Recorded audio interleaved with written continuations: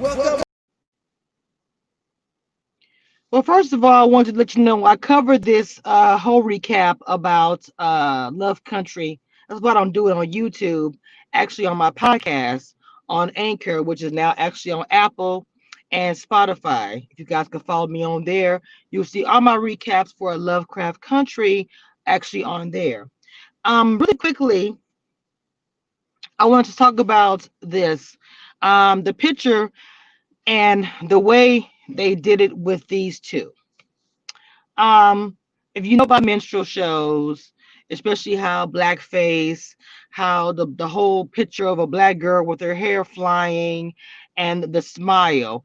If you look at the picture and how creepy it gets, because it is literally showing the two black girls. And if you remember the Joker, remember how the Joker fell in that water and then the Joker had that permanent smile, how creepy it was. This puts me in that same mind frame where the young lady that's playing in Lovecraft Country, is actually being scared right now because the chief of police put this little spell on her.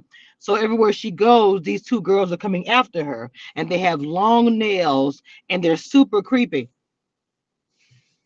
This episode was a good episode. Welcome, Periscope, G-Jatron. This episode was excellent.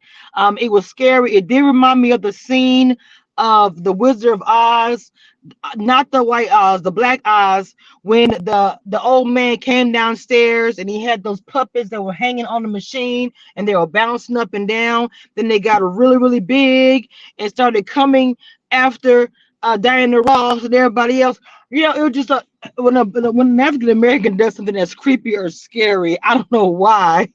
We always go back to the slave stories and the old stories like that because those were really some scary times for us. But to take that narrative and spin it into something creepy and scary, let me tell you something. The one scene where Dee was standing looking from afar and the girls were dancing behind her.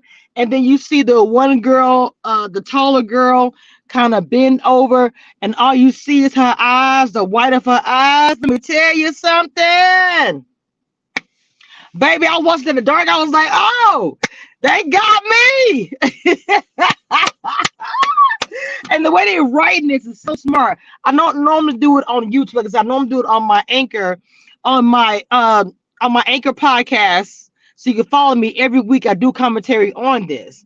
But I just wanted to point out how smart they were with this scene with these girls. How and you look at their faces from far away. It looks like they're smiling, you know, like a clown. Clowns scare kids too. But when you look up close, you see the mouth is permanently like their mouth is spread out permanently like it was cut or something.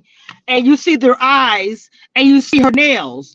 Her nails are long because I didn't realize it until she was going to grab her from the back and I saw the long nail growing. I was like, ooh, they look like little girls from far away, but these little even little twins, okay? But it was like I said, if you know about the minstrel show that used to be on way back, the dancing was amazing. Their dancing was from the time of minstrel shows where people did do blackface, where people did do different kind of dancings for a minstrel show where African American were either present or being imitated. So they took from that time period, which I thought was amazing. I thought was amazing. The way this show has been written is amazing. I don't miss an episode. I don't. I loved how they went to the little girl from her standpoint. How is it creepy for her? Because you show the adults and how the monster and things are creepy. How about we show from a child standpoint how scary it can be? Because I was more creeped out and scared with the two little girls than I was with the monster. Okay, I'm just saying the way they wrote that was just excellent. So I want you guys to see my whole recap, not see it here, excuse me, my whole recap, which is on my podcast. But I wanted to point out this is Black Magic, a black producer, a black show showing that they can write for other than just the same old stereotypical situations that they see about us. This is a different situation that we're seeing, and the story is scary. And I'm impressed. I really am, and I cannot wait for the next episode. But everyone is talking about this jig-a-Bobo. And if you don't understand what the Bobos, you know what jig-a-boo stands for. But if you don't get what the jig-a-Bobo stands for, it's a reason why if you watch the show. That's why I said go check out my podcast. And you can see where that came from. I love how they tie in real life with the show. The character, the people that they show, you're like, oh, that's such and such. It's wonderful. So just wanted to give a quick shout out to my home podcast and a shout out to Lovecraft Country for bringing us some great content and great good TV. Okay, and love the storylines and love the background. Okay, everybody that's on here right now, don't forget to hit that like button. If you on Periscope, please retweet this to your subscribers. If you don't mind, real quick, to everybody that's on Periscope, I appreciate all the love that you guys give me in YouTube. You guys have a great day. This weekend, I got some stuff planned. We're going to have a good time. I'm off all weekend. We're going to blog. We're going to have a good time in my backyard as always.